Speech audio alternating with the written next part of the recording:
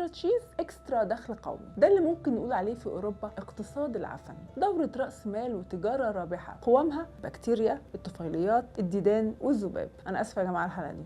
واصحاب هذه الصناعة بيجنوا على قفا هذه الكائنات الضعيفة ارباح طائلة، وبالتالي من حظ اي دودة او دبانة انها تهاجر اوروبا لانها هناك مصدر دخل، عندنا تاخد بالشبشب. طبعا فرنسا هي البوب الكبير في صناعه الجبن في العالم، لدرجه ان هم عندهم عيد وطني للجبنه. فرنسا بتصنع سنويا 2 مليون طن جبنه بواقع 57 كيلو جرام كل ثانيه. هكلمك عن ايراد شركه واحده لانتاج الجبن في فرنسا، بيل جروب. ارباحها وصلت في 2021 3 مليار ونص يورو. بالمناسبه الشركه دي هي اللي بتعمل جبنه البقره الضاحكه والجبنه الكيري. طبعا الرقم ده لما تعرف ان هو ارباح شركه واحده في فرنسا، لك ان تخيل فرنسا نفسها بتجني ارباح قد ايه سنويا من صناعه الجبن. فرنسا مشهوره بما يعرف بالجبن المعتق، وكلمه معتق دي التسميه المهذبه للجبن اللي مكوناتها بتصل لمرحله العفن. ومن ضمن انواع الجبنه دي الجبنه الزرقاء او الريكفورد، اللي بيتم حشو تجاوفها بفطر البنسليوم اللي بينمو في الكهوف والأقبية الفرنسيه. مؤرخين الطعام قالوا ان اول من صنع الجبن المعتق كانوا الرهبان، وكانوا بيخزنوه لمده طويله في الاديره عشان ما يضطروش يدوروا على اكلهم بره كل شويه، وبكده اكتسب خصائص مميزه. من اشهر انواع الجبنه المعتقه اللي صنعها الرهبان جبنه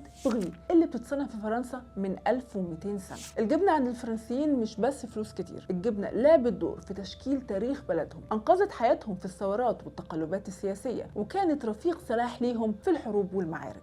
سنة 1791 أثناء ما يعرف بفترة الإصلاح في الثورة الفرنسية، أحد الرهبان هرب لأن كان وقتها بتتعمل أعمال قتل وعنف وإعدامات ضد رجال الدين، واستخبى عند فلاحة فرنسية اسمها ماري هاريل. وهناك الراهب ده علم الفلاحة الفرنسية طريقة صنع جبنة معتقة عرفت فيما بعد بجبنة الكاممبير، ودي ما تختلفش كتير عن جبنة بغي. هما الاتنين بيتكون فيهم طبقة عفن رمادية وبتتاكل بيها عادي. الكاممبير كانت بتتحفظ في علبة من الخشب بتصميم بيخليها صالحة للأكل لمدة طويلة، ده لو اعتبرنا انها كانت صالحة للأكل من الأول يعني. وبالتالي أصبحت الكاممبير طعام مثالي للجنود في الحرب، ولعبت دور مهم جدا في الحرب العالمية الأولى والثانية، خصوصا بقى لو عرفنا ان قرية كاممبير أصلا في إقليم نورماندي اللي وقعت فيها المعركة الشهيرة سنة 1944. وقتها الجنود الأمريكان جربوا جبنة كاممبير وحبوها جدا، لدرجة ان تمثال ماري هاريل لما اتدمر أثناء الحرب في نورماندي، صناع الجبن الأمريكيين هم بنفسهم اللي رمموه كهدية للشعب الفرنسي. ومن خلال الحكاية دي كلها ممكن نستنتج ان الجبنة الزرقاء أو الجبنة المعتقة وصلت للخصائص دي في ظروف استثنائية، يعني واحد هربان أو مستخبي أو بيحارب أو معتكف مفيش قدامه حاجة ياكلها غير جبنه ماتت وشبعت موت. لكن الانسان الطبيعي بقى في الظروف العاديه ايه اللي يخليه يستسيغ الطعم ده ويدور عليه ويشتريه بفلوس كتير؟ مش بس كده، ده الفرنسيين بيتعاملوا مع الجبن المعتق على انه جزء من هويتهم القوميه، لدرجه ان المركز الوطني الفرنسي للبحث العلمي بجلاله قدره حذر الشعب الفرنسي من تراجع خصائص جوده جبنه الكاممبير. وده